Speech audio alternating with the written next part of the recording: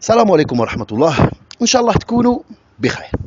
هذا الفيديو لكي أبين فيه أننا لم نظلم هؤلاء القصاصين، وقلنا بأنهم يشكلون خطورة كبيرة على المجتمع. موسى عزوني ولكي يطعن في الأنظمة العربية بطريقة خبيثة ويحرض المصلين والمتابعين بطريقة غير مباشرة، يكذب على مالك بن نبي رحمه الله. من المفروض أنك إمام، يعني إمام وتكذب، إمام ولا تتحرى الصدق، لا تتحرى الحقيقة، لا تراجع جيدا معلوماتك قبل الكلام. إمام وتكذب على المصلين، على الناس البسطاء مساكن اللي يجوا يصلوا، على المتابعين تاعك المساكين على اليوتيوب. لنستمع إلى كلامه. يقول مالك بن نبي، يقول لازم نخلوا الرجل ماشي رجل النصف، الرجل الكامل. ثم أعطى وصف آخر فيه، قال بأن الأنظمة العربية شكلت المواطن الذي يطالب بحقوقه ولا يقوم بواجباته. واسمحوا لي أنا واحد منكم. إذن كما استمعتم، قال أن الأستاذ مالك بن نبي، ويقول يعني في المحاضرة تاعو الأستاذ مالك بن نبي باش يهف هذوك المصلين مساكن. لما الناس تسمع مالك بن نبي قال هكا، مالك بن نبي قال هكذا. قال بأن الأستاذ مالك بن نبي قال بأن الأنظمة العربية شكلت المواطن الذي يطالب بحقوقه ولا يقوم بواجباته. ثم لكي يدس السم جيدا في العسل قال لهم واسمحوا لي أنا واحد منكم. يعني مرر فكرة في اللاوعي تاع المتابعين وتاع المصلين بأنه حتى هو لي إمام، وزعما إمام والناس تشوفوا حاجة كبيرة، ولكن الأنظمة العربية أثرت عليه هو كذلك. الكلام الذي نقله هذا البهلوان نقله من كتاب شروط النهضة لمالك بن نبي. وأول نقطة لكي نبين بأنه مجرد كاذب ومدلس، الكتاب كتبه مالك بن نبي سنة 1948، تخيلوا معي، وصدر باللغة الفرنسية سنة 1949، وترجم إلى اللغة العربية سنة 1957. بمعنى أن النظام الذي كان يحكم حينها هو النظام الفرنسي وليس النظام الجزائري. بمعنى أن مالك بن نبي رحمه الله كان يتكلم على النظام الفرنسي، وسأقدم الأدلة. الآن لنذهب إلى كلام مالك بن نبي الذي كان يتكلم عن النظام الفرنسي وما كان يزرعه من أفكار، وليس على الأنظمة العربية كما دلس هذا المدلس. تكلم مالك بن نبي هنا عن الأفكار التي كانت تنشرها الحكومة الفرنسية، وقال تقوم على أفكار تضلل العقول البسيطة، وكان لها أسوأ تأثير في حياتنا، حيث اتخذتها الدروشة السياسية شعارا لها ومبدأ، وكررتها على مسمع من الشعب حتى رددها معها سنين طويلة صباح مساء: إن الحقوق تؤخذ ولا تعطى. وهنا مالك بن نبي كان دمر هذه المقولة، لحاها الله كلمة تطرب وتغري، فالحق ليس هدية تعطى ولا غنيمة تغتصب، وإنما هو نتيجة حتمية للقيام بالواجب، فهما متلازمان. والشعب الذي لا ينشئ دستور حقوقه إلا إذا عدل وضعه الاجتماعي المرتبط بسلوكه النفسي، وإنها لشرعة السماء: غير نفسك تغير التاريخ. مالك بن نبي في كتاب شروط النهضة دعا إلى ما يدعو إليه علماء أهل السنة، وإلى ما دعانا إليه الله عز وجل في القرآن الكريم. وسأقدم كل أدلة لما سأعيد تحليل هذا الكتاب. مالك بن نبي قال إن الله لا يغير ما بقوم حتى يغيروا ما بأنفسهم. مالك بن نبي دعا المسلمين في هذا الكتاب إلى تغيير ما بأنفسهم، وليس إلى تغيير الأنظمة أو إلقاء اللوم على الأنظمة أو. دوك نزيد نقدم لكم أدلة أخرى. وقال ابن نبي مثلا رحمه الله هنا، تابعوا معي، سمحوا لي دقيقة بك: لقد أصبحنا لا نتكلم إلا عن حقوقنا المهضومة، ونسينا الواجبات.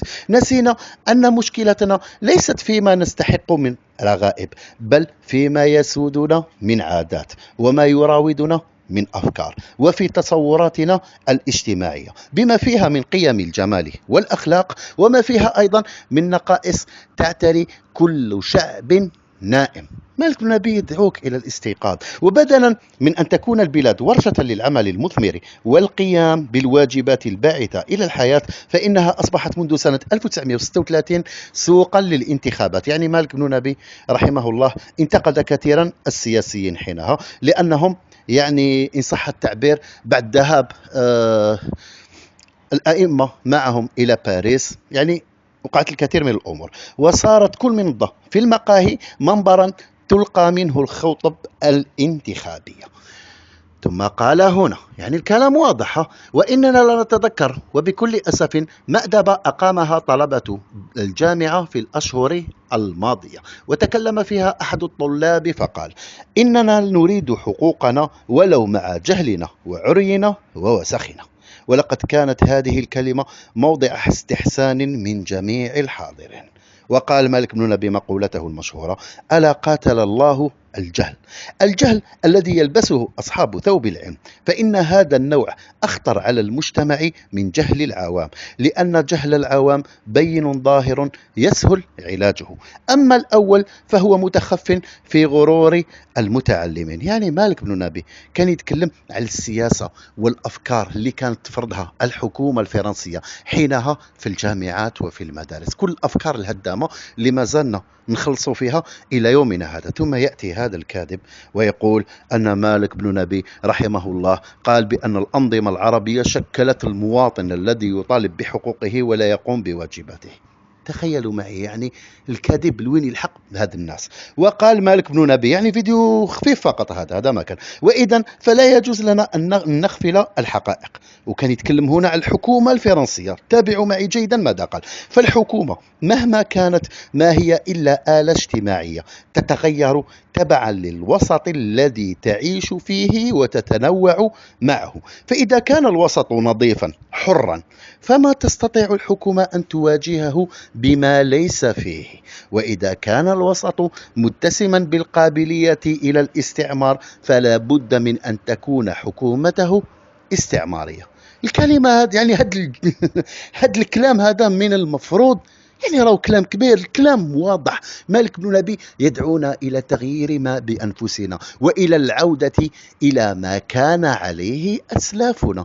لو فعلا أنت يا موسوي لو فعلا قرأت هذا الكتاب، أول أمر تقوم به ستتوقف عن الطعن في الذين تسمونهم بالمداخلة، والذين تسمونهم بالوهابية، والذين تسمونهم بالمتخاذلين والمطبلين وغيرهم، لأنهم يدعون، وكل علماء أهل السنة يدعون إلى ما يدعو إليه مالك بن نبي رحمه الله. يعني أنت تجي تهف الناس في المصلين وقال الأستاذ مالك بن نبي، زعما تهفهم كي يسمعوا الناس أستاذ مالك بن نبي ساكن يتهفوا. مالك بن نبي يدعو إلى ما يدعو إليه علماء أهل السنة. فما هو ردك؟ لماذا الكذب على الناس؟ علاش؟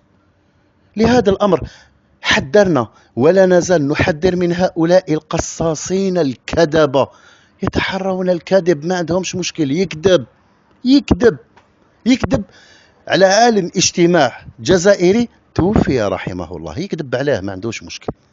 قال لك الأنظمة العربية شكلت المواطن الذي يطالب بحقوقه ولا يقوم بواجباته. يعني وش صار الآن في الجزائر في كل الدول العربية؟